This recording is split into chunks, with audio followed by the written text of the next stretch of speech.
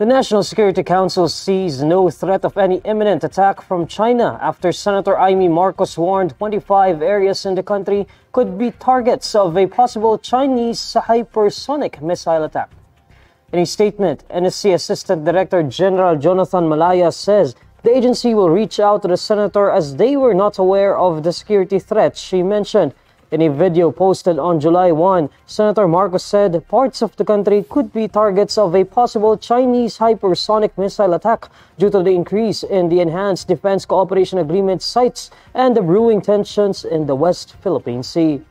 Natatakot talaga ako habang umiinit diyan sa West Philippine Sea, may nakita ako na plano ng China na gagamitin yung hypersonic missile. Nakatakda na yung 25 na target nila. Kitang-kita na. Kasi sa pagbabasa natin, may mga Brahmin missile na sa Batanes, pati sa Subic. So yung dalawang yun ang uunahin kasama ng Ilocos kasi may mga live fire na balikatan. According to Malaya, both the Philippines and China are committed to maintaining cordial relations and managing differences, citing discussions from the bilateral consultation meeting on Tuesday, July 2. In response to Marcos's claims, Armed Forces of the Philippines spokesperson Colonel Francel Margaret Padilla says the military takes such concerns seriously, adding it will coordinate with the senator.